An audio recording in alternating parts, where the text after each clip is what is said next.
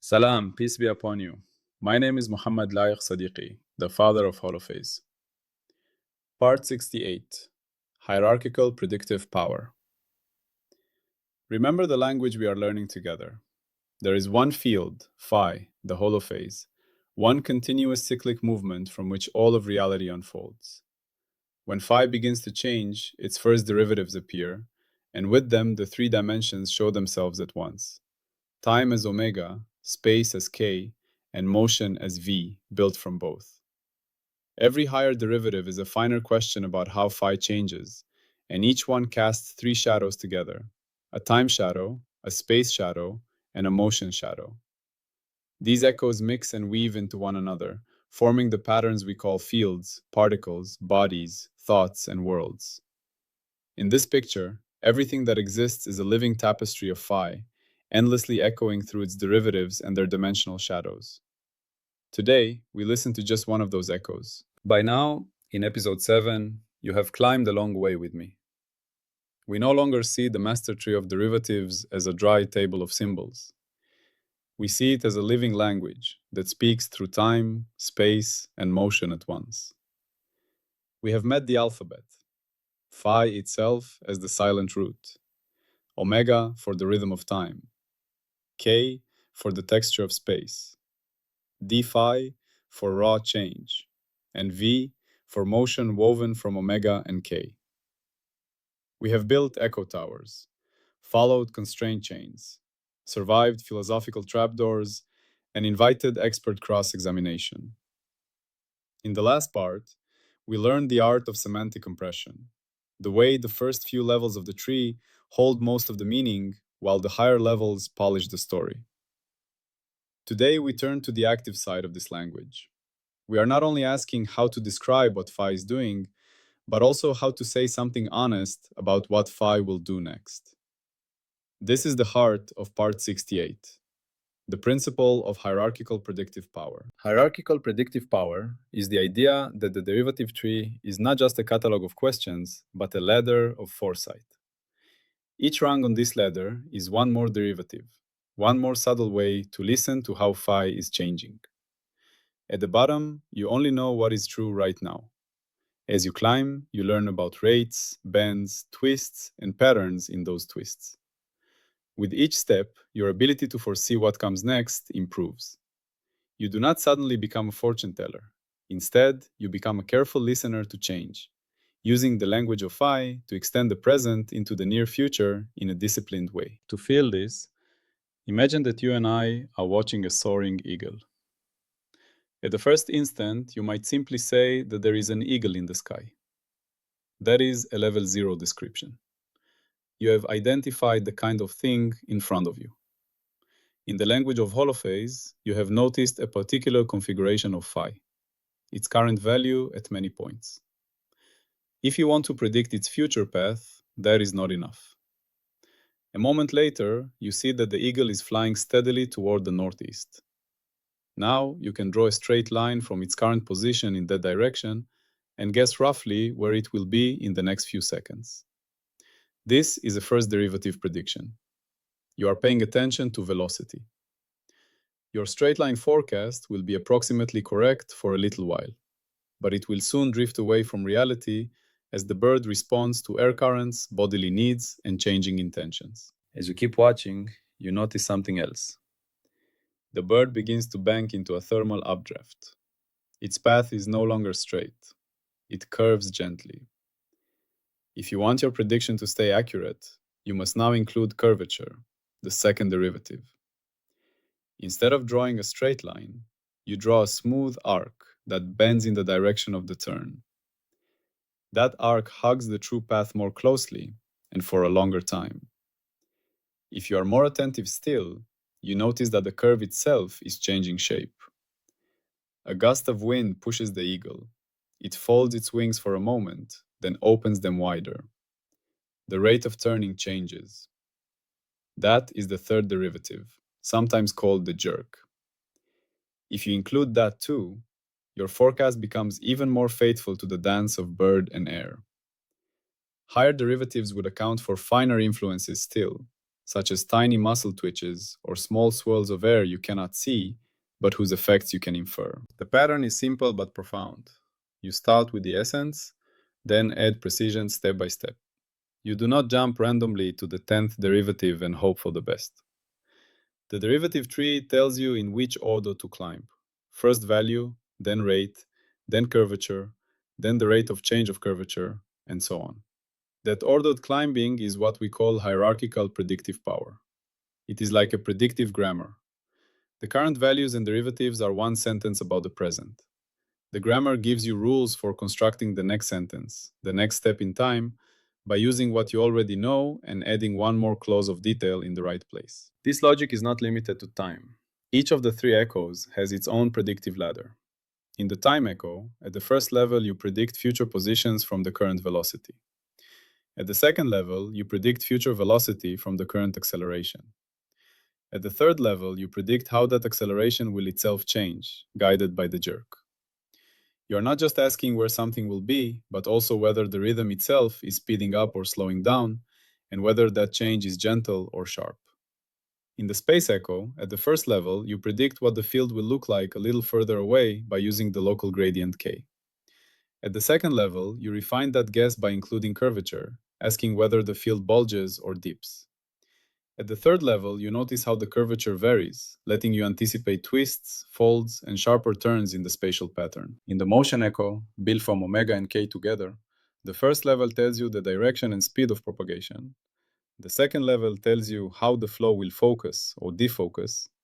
And the third level tells you how that focusing itself will change under shear and twist. In the master tree, hierarchical predictive power is the dynamic meaning of the vertical structure. The trunk and the lower branches give you robust, coarse forecasts. They tell you the big picture. The higher, finer branches are the knobs you use to tune precision. The tree is not a static picture hanging on the wall. It is an engine you can run. You feed in what you have measured about phi and its first few derivatives, and the grammar of the tree tells you how to produce the next line of reality script. The better you understand the structure of the tree, the more confident you become in how far you can extend the script before uncertainty takes over. The beauty of this structure is that you never have to guess wildly about what to add next. The tree itself dictates the sequence of refinement. Suppose your current model uses derivatives up to some order n. Use that model to make predictions and then compare them to what actually happens. The mismatch between prediction and reality is not just failure, it is a message. The shape of that error is often the fingerprint of the derivative you have left out. If your predictions are always off in the same curved way, you are probably missing curvature. If your predictions match the first bend but still drift in a systematic way, you are probably missing the next derivative in line. The error pattern itself points to the rung you need to add. You then include that next derivative in your constraint chain, update your equations, and try again. This is a recursive, self-correcting algorithm built into the Holophase language. It is phi teaching you how to question phi more precisely. This way of thinking connects directly to what we have already built together. Semantic compression told us that low-order derivatives capture most of the meaning. Recursive self-similarity told us that the relationship between one level and the next repeats the same structural pattern all the way up the tower. Hierarchical predictive power now shows us how, in practice, we move from one level to the next as we refine our understanding. The hierarchy rules we established earlier still hold. You must stabilize the lower derivatives before higher ones can be meaningfully defined. In prediction, this means you must first get the basic trend roughly right before subtle corrections make sense. You can see this predictive ladder at work in many real scientific domains. Take wave propagation in optics. Imagine a light pulse entering a prism. At the simplest level, you might predict that it will travel in a straight line through the glass. That is a level 1 model, using only the current direction. In reality, the beam bends when it enters the denser medium. To account for that, you include the spatial derivative of the refractive index. This second level, using curvature in space, leads you to Snell's law and correctly predicts the change in direction. If you look more closely, you notice that the pulse also spreads, and its shape changes as it travels through the material. To predict this, you need to include how different frequencies propagate at slightly different speeds, which involves higher derivatives in both time and space. Each time you ask a more detailed question about the shape and evolution of the pulse, you are moving one step higher on the derivative ladder of the electromagnetic phi field. Another clear example is planetary motion. Newton used position and acceleration, a second derivative of position, to predict elliptical orbits with tremendous accuracy. For centuries, this level 2 model seemed perfect. But very careful observation of Mercury's orbit showed a tiny discrepancy. The ellipse itself slowly rotated, a precession that Newton's equations could not fully explain. That error pattern was the signal that a higher derivative of a deeper field, space-time geometry itself, was missing from the model. Einstein's general relativity incorporates a richer structure of curvature, effectively adding a higher level to the derivative tree. With that addition, the prediction for Mercury's path matches observation exactly. Once again, an error in prediction revealed which rung of the ladder had not yet been climbed. We find the same logic in pattern formation. Consider a shallow dish of chemicals that initially has a uniform color. A level 1 model says that nothing will change. The uniform state will remain. But sometimes, tiny fluctuations grow into stable spots or stripes. A level 2 model, such as the Turing pattern equations, includes diffusion, a second spatial derivative, and reaction terms that depend on local concentrations. That is enough to predict that homogeneous states can become unstable and give birth to patterns. If you then want to predict the exact spacing or number of stripes, or how robust they are to disturbances, you need to include higher order terms governing saturation and feedback. You climb again, and your predictive picture becomes sharper. Neuroscience offers another vivid example. At rest, a neuron holds a steady membrane potential. A trivial prediction says it will remain that way. When input arrives, the potential begins to change. The first derivative tells you whether it is moving toward threshold. Second and third derivatives reveal how quickly and with what style it is approaching this critical point. Detailed models like the Hodgkin-Huxley equations already include several derivative levels for voltage and gating variables. But to predict the exact timing of spikes with high precision, especially in a noisy brain, you would need to model even finer processes, such as stochastic channel openings, subtle dendritic integration, and the effects of neuromodulators. Each new mechanism introduces new derivative structure into the phi field of neural tissue.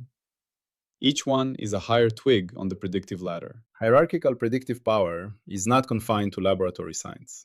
It appears whenever human beings learn to refine their forecasts in a structured way. Think about weather prediction. Early farmers simply watched the sky and felt the wind, making first-level predictions like the clouds look heavy, so rain is likely. As instruments improved, meteorologists measured pressure, humidity, and temperature changes over time, climbing to higher derivative awareness. Today, modern weather models discretize the atmosphere and explicitly compute derivatives of wind, pressure, and temperature fields at many levels. They refine predictions by increasing spatial resolution and by adding more physical processes, such as radiation, convection, and cloud microphysics. Each of those additions corresponds to climbing higher on the derivative tree. The result is a gradual extension of how far into the future we can trust our forecasts. We can recognize the same ladder in history. A basic statement like the empire collapsed in a particular year is a level 1 description. It names an event. A more refined view adds first derivative style causes, such as rising debt, military strain, and internal division. A still deeper analysis examines how those causes themselves were changing. That is, how the rate of economic decline accelerated after a particular policy, or how recruitment fell more sharply after a defeat. That is, second and third derivative thinking applied to social phi fields. The more we understand these curves of change, the more we can say something meaningful about how similar structures are likely to evolve in the future. In economics, a simple forecast might say that the market is trending up. That is a first derivative statement about prices. A more careful forecast notes that the upward trend is slowing, a second derivative insight that suggests a correction. A still more refined view notices that the slowing itself is speeding up or easing off, guided by interest rates, policy changes, or shifts in collective mood. Each layer uses a finer derivative of the same underlying economic field. The better we understand those layers, the more grounded our predictions become, even though uncertainty never fully disappears. This way of thinking also helps us understand our own growth. When you set a goal, your first concern is whether you are moving toward it at all. This is like tracking your personal first derivative. Over time, you naturally begin to ask whether your progress is speeding up or slowing down. That is second derivative awareness. Eventually, you may notice patterns in how your efforts rise and fall across weeks or months. You learn about the rate of change of your own motivation, your own learning style, and your own cycles. This is a kind of third derivative self-knowledge. With each deeper level, your ability to predict your own behavior improves. And so does your ability to design supportive environments and habits. The Holophase framework makes these intuitions precise and testable. It says that for any smooth, well-behaved system you can model, there is a natural expectation. If you build two models, one using derivatives up to order n and one using derivatives up to order n plus 1, the second should usually predict reality at least slightly better. If it does not, something interesting has happened. Either the system is at a singularity, where derivatives blow up, or it is chaotic, where tiny uncertainties at high levels grow quickly, or your choice of phi field and constraint chain is wrong. In all three cases, the failure of hierarchical improvement is not an embarrassment. It is a clue about the underlying structure and about the limits of the predictive ladder in that particular region of reality. This is also how falsifiability enters.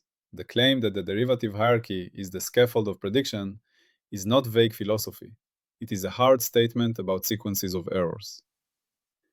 For a given system, we can define one prediction made with derivatives up to order n and another made with derivatives up to order n plus 1. We can then measure an error by comparing each prediction to real data. The Holophase approach predicts that for a wide class of systems, especially in classical regimes far from critical points, the error from the higher order model will be smaller than the error from the lower order model. If someone can show a smooth, non-chaotic, non-quantum system where, after careful modeling choices, this sequence consistently fails to improve as we add levels, that would be a serious challenge. The framework is confident enough to invite this attempt and to learn from whatever answer reality gives. At the same time, hierarchical predictive power tells us where to be modest. Near black holes, derivatives of the metric can diverge. In such regions, our usual ladders fail and new tools are needed. In chaotic systems, like the detailed weather many weeks ahead, the ladder cannot be climbed far enough with the precision we can measure. At quantum scales, the predictive object is no longer a classical trajectory, but a probability structure. There, the climbing is done in a different way, using derivative operators in Hilbert space. The language adapts its syntax while keeping its core idea. The change is still described by structured derivatives, but what we predict are distributions rather than definite paths. Stepping back, hierarchical predictive power is simply phi's way of telling us that the future is not an unrelated mystery. It is tied to the present by a chain of lawful relationships. Each derivative is one more link in that chain. To predict is not to guess wildly. It is to extend this chain as faithfully as we can from the information we have. The Holophase language gives us a clean way to arrange those links, to know which question to ask next, and to measure how much each answer improves our view. As we close this spout, imagine again a stone dropped into a still pond. The first ring that appears around the splash is like the first derivative, a simple expanding circle. You can already predict that the circle will grow. As you look more closely, you see finer ripples riding on top of that main wave. Then you see reflections from the edges of the pond, patterns of interference, and complex lacework on the surface. Each new observation is a higher derivative feature of the same disturbance in phi. With each one you recognize, your mental model of what the water will look like in the next few seconds becomes richer and more accurate. We are that observer, and reality is that bond. Hierarchical predictive power is the discipline of watching carefully, naming the level of change we see, and then extending that level forward with humility and precision. It reminds us that to see farther, we do not only need better eyes, we need a better language for describing change. The Holophase gives us that language and invites us to use it in science, in history, in daily life, and in the quiet inner work of understanding ourselves. The more we practice this way of seeing, the more the world reveals itself as a coherent unfolding rather than as a collection of disconnected surprises. There is another way to feel this ladder in everyday life. Think about how you sense the future of a conversation with someone you know well. At the most basic level, you know what you are talking about right now. That is like knowing the current value of phi. A moment later, you can feel the emotional direction, whether the mood is warming, cooling, or becoming tense. That is like sensing a first derivative, the direction of change. If you stay attentive, you can feel how fast that mood is shifting, whether a joke is slowly softening the atmosphere or a misunderstanding is rapidly hardening it. That is like sensing second and third derivatives of the interaction. You do not write equations, but your nervous system is implicitly climbing a predictive ladder. It reads patterns of change and extends them forward to guess which words or gestures are most likely to keep the exchange healthy. Seeing prediction in this hierarchical way also protects us from two common extremes. One extreme is naive linear optimism, where we trust a simple trend and assume it will continue indefinitely. The other extreme is paralyzed complexity, where we feel that there are too many factors and conclude that nothing meaningful can be said. The derivative ladder offers a different attitude.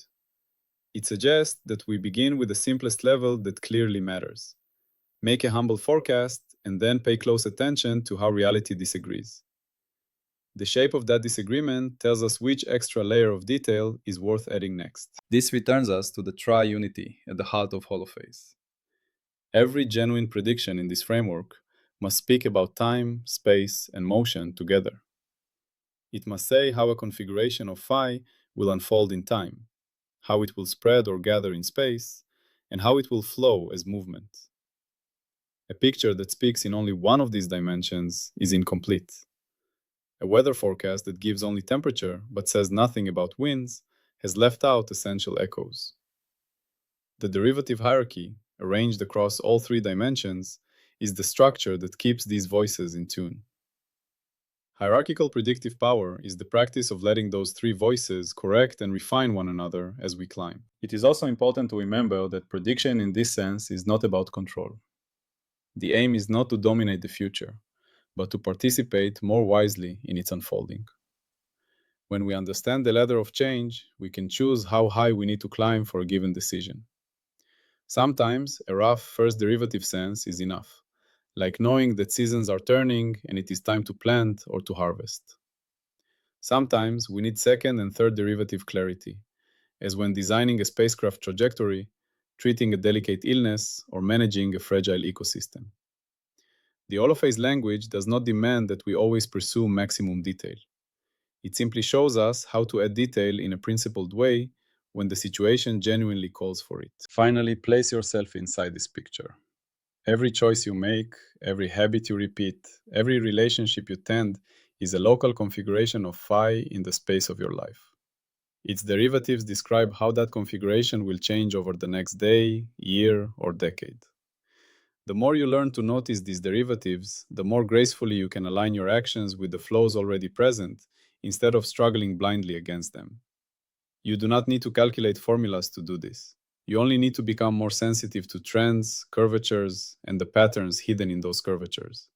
In that sense, to live wisely is to become a skilled reader and writer of the Holophase language at human scale, climbing just as high on the predictive ladder as each situation truly requires. Salam, and peace be upon you.